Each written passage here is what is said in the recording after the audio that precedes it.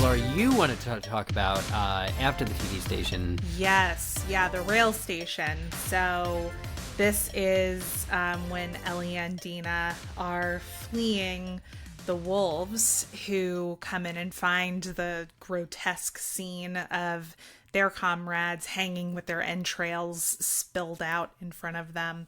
And they chase Ellie and Dina down. Ellie and Dina make their way into this cramped, rocky little tunnel that leads them into this abandoned transit station that has old abandoned train cars skewed about it and skeletons and other remains inside of them. It's all very, very gross. And of course, the wolves know exactly where Ellie and Dina are going, so it's not long before the wolves also have their patrol in the transit station trying to find Ellie and Dina. Unfortunately for them, they light too many flares and end up attracting the attention of the mycelial network. And before we know it, a horde of infected is in the station, which gives Ellie and Dina like a half-second head start, but they're not really all that far ahead. Yeah. You know, I love the imagery of this. I think the red flares in the tunnel is maybe the most iconic like shot of any of The Last of Us 2 that stands out in my mind, at least. When I think back to the game, like that's the shot I think of, is the red flares and the dark tunnel and the infected all around. It's just such a cool visual, and so I'm glad that they adapted that so well, which, I mean, we had no reason to believe they wouldn't, but... Right. Well, there's two in this episode, because the guitar shop is the other one. I think it's the loading screen. Absolutely. And they it's the exact shade of green as the lush greenery in the game, and I'm like, very important. Great with that. So it's the exact shade of red of the flare and the exact shade of green in the guitar. I think they're both in this episode. Yeah. The two things that they nailed. Yeah, but what an intense sequence. It's wild, and Really it's great. The most terrifying... There's a lot of terrifying things. Maybe we shouldn't make superlative declarations, but they keep getting fresh bodies. Like, there are so many runners, which are like the most recent stage of infected, and so there's so many people that, you know, are still dying and still getting, you know, infected and converting and now coming after you. And that's very terrifying. Like, at this point, there would be so much fewer people, or like, but they'd all be clickers. So like, I don't know that that's better. Anyway, it was a really satisfying sequence of running that mirrors quite perfectly in the game. And I think it's another situation where I'm glad they didn't repeat themselves, but you can throw a bottle to get the infected to notice the guys coming in the tunnel, the wolves coming in the tunnel. But that would have been too repetitive because they just looked at the bottle the other episode, Dina and Ellie. So, yeah, you do still get, I think, plenty of that, like wink and a nod to game players in this episode. Just thinking about Ellie and Dina navigating the radio station to get out when the wolves reach the station and discover what's happened, and how Ellie and Dina have to like crouch and navigate the furniture and all those boxes they're in front of. Like, that is straight out of the game. Yep. So, and I was like, she's going up the stairs. I hope that guy doesn't look. And then he looks, and I'm like, oh God, what are you gonna do? Right. And then I think Mark mentioned when he was on with us a few episodes ago, the listen mode that Dina kind of uses. Like, she closes her eyes, let's count all the infected. That's such a great adaptation of the game mechanic too. Like, it works. Yeah. Definitely. And like we've seen them do before, where they'll crouch, and again, like when she's doing the listening, like it kind of reminds me of like, and maybe this is what you're saying too, so if I'm repeating we can just keep moving, but like when you hold down, what is it R2? L1 or R1? It's one of the additional triggers, and then you get to actually visualize anything that's around you. Satisfying. But as Ellie and Dina go, and of course the biting happens. And again, what is it with Ellie's? I'm glad she took down the guy at the TV station. Obviously, it shows that she's healed from her injury and, you know, her broken rib, because she's able to overpower and kind of even try and like throw down, like use her weight to topple a grown man in armor. So that speaks to her, I don't know, formidability. But her getting bit, with the infected also speaks to her like complete lack of planning, or the fact that they got in this situation at all means they didn't take proper enough care. So I don't know. It's kind of both are true. Ellie is prepared enough or good enough to fight in this kind of war, but then also like not prepared enough. Isn't that headlock that she has a Fedra soldier in like exactly the scenario she was practicing in episode 1? Yeah. Yeah. So she has progressed despite her injury when she was kicked. So I like seeing that. And, she didn't plan. They weren't prepared. We've made that clear. I think they're going to be maybe a little bit more careful, especially Ellie, a little bit more careful going forward out of necessity now that they know that this whole Seattle situation is a lot more intense than they expected. But that moment where she makes the sacrifice play and puts her arm up to protect Dina from getting bit, I obviously we know and she knows that it's not like a suicidal sacrifice play, but she is still getting bit by an active infected. And I like her instincts in that moment to protect Dina at all costs. And it was just a really great moment. Yeah. And I'm not sure, honestly, I'm not sure what else Ellie could have done in the moment. I think she did the best thing she could have done based on the circumstances. Since, they were kind of chased into, that whole scenario with the infected in the transit station anyhow. But yeah, I mean, it does also speak to how impulsive she is. I guess it's just in this particular circumstance, her impulsivity worked out for them. It doesn't always. Yeah, and I did appreciate watching Dina like almost like pre-mourn Ellie, because as soon as she's bit, she knows she's gonna have to shoot her and put her down, and like that's not something that she's would have wanted to do. I wonder why. Yeah, I think they might like each other. I don't know. Yeah, maybe just a little bit. Yeah.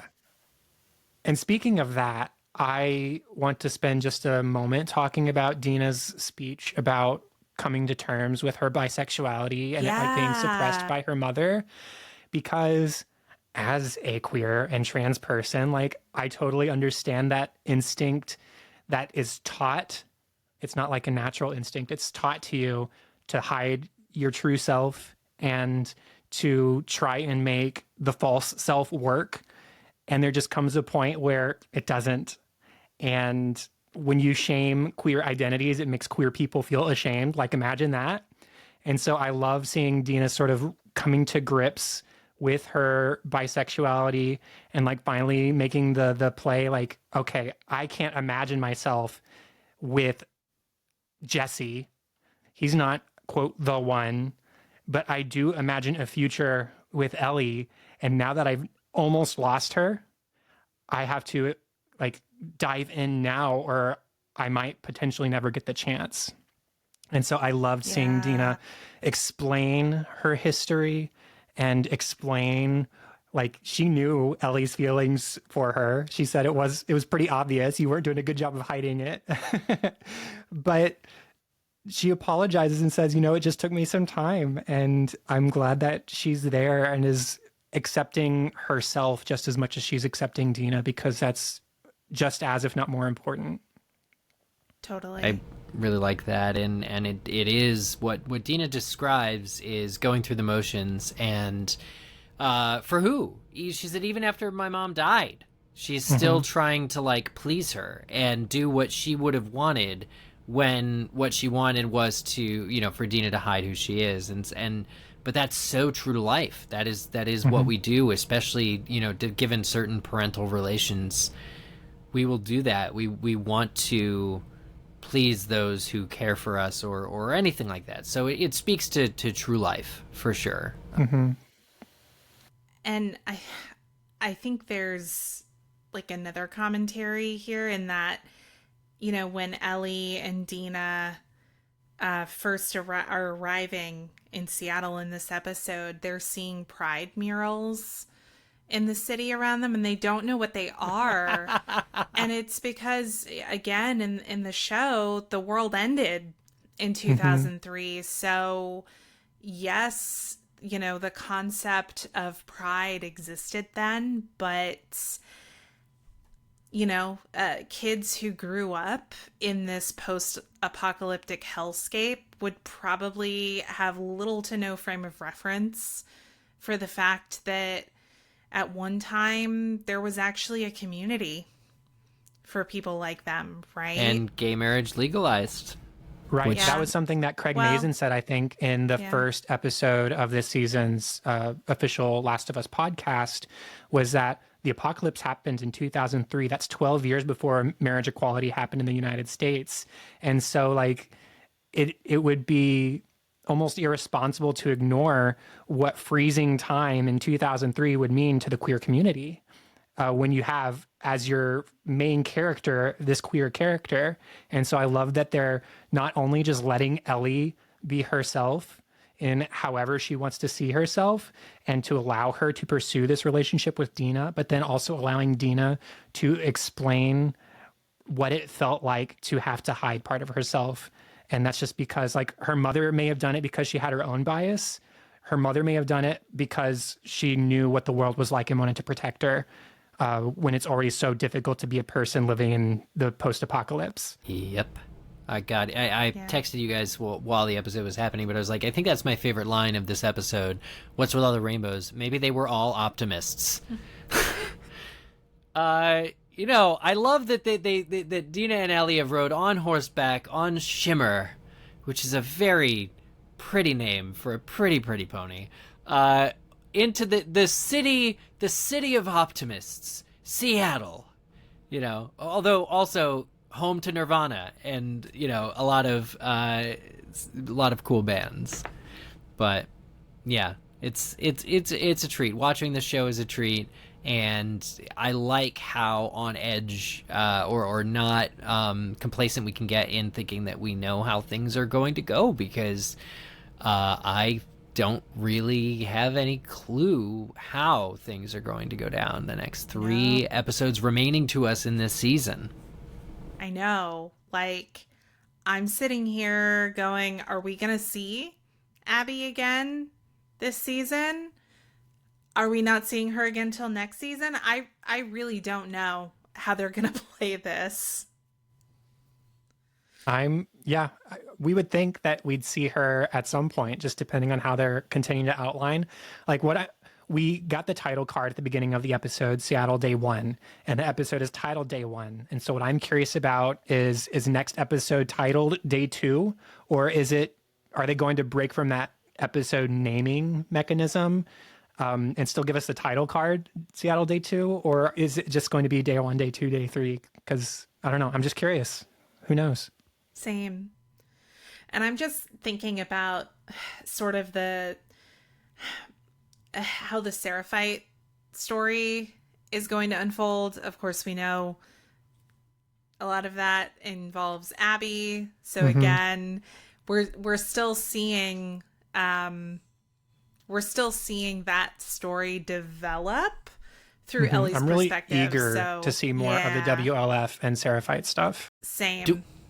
There's an interaction we didn't necessarily focus on that I do want to bring up before we wrap, which is, what do we think of the young man's sort of gotcha moment with Isaac, where he said, the reason I know we're going to win is because every day a wolf joins the Seraphites, but nobody ever goes to join the wolves. I really quite liked, that any time there's a character at a disadvantaged position who kind of retains like the moral high ground, or has like a gotcha moment, it's all obviously very satisfying.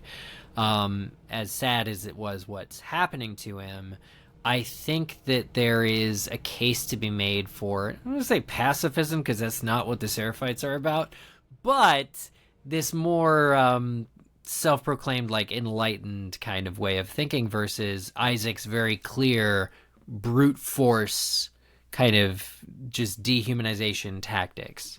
What do you think is going on there? Yeah. I tend to think that it's probably like a more macro or like cosmic sense of looking at the world and like our roles in it, So I have to imagine that the Seraphites are maybe, if we're going to make like a Harry Potter comparison, like compare them to the centaurs in Harry Potter, who are like, yeah, I mean, this kid's going to die, but the story's way bigger than one kid, you know? And that was kind of the impression that I got from the character that Isaac was torturing, that he was sort of like, this is bigger than you and me, and at the end of the day you're gonna lose because you don't realize that. And he's kind of calling out Isaac's hypocrisy, though he doesn't know that he's calling out Isaac's hypocrisy. That line, I mean, Isaac left Fedra, betrayed Fedra, because he thought that Fedra had corrupted the ideals of humanity and like giving the voice to the people and allowing them to participate in life and government and whatever else. They've taken those rights away. And so betraying Fedra was his way of establishing a new order that presumably would give people those rights back. And here he is, 11 years, 10 years later, torturing another fellow human. Yes, with a very different belief system, a very different lifestyle, but still a fellow human, a fellow resident of Seattle. And so like, again, I said this earlier, the oppressed have become the oppressor. And it's just pointing out that hypocrisy in Isaac. Well, because how do you square this with the line that was added to the show? It's not in the game. It was added to the show that Abby tells Joel, hey, Isaac has this rule where we don't hurt somebody that can't defend themselves, and I'm going to break it so I can hurt you. Isaac is totally hurting a guy that can't defend himself. He shoots him dead after torturing him. So was Abby lying? Is she full of you-know-what? Or is Isaac breaking his own rule here? Like, what are we supposed to, like, if, again, taking it back to Abby, hopefully the show comes around to her eventually again. What does it mean to see Isaac in this, you know, brutal role when apparently he's principled or has some kind of rule?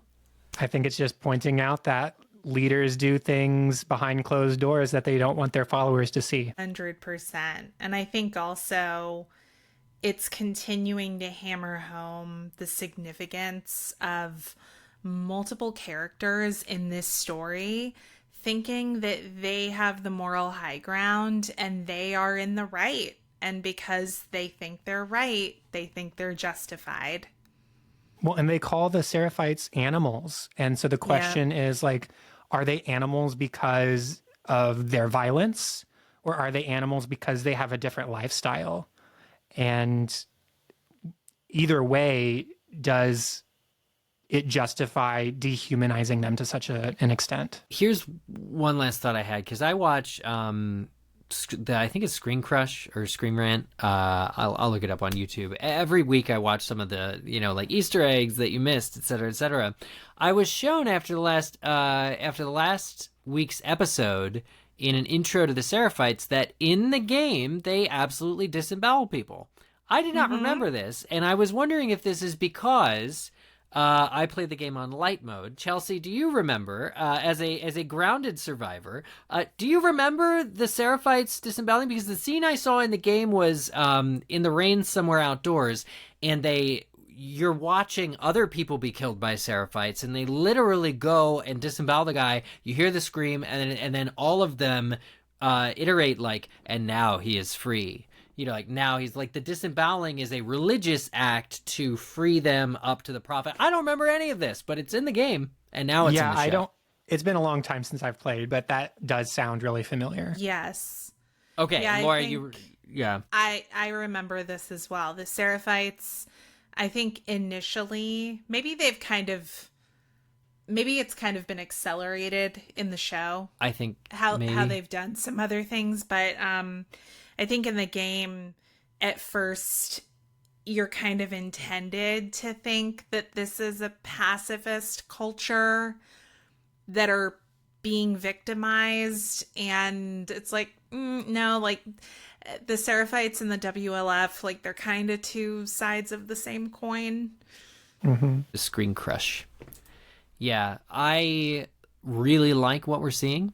And I am wondering if we have any other thoughts of this episode. I think that we've about covered it for now, but I know that next week is going to be crazy. It seems like next week some shit is going to pop off. Unless the previews we're seeing don't cover stuff for next week. I know sometimes with the previews we've gotten, they've kind of faked us out and like given us stuff from episodes in the future.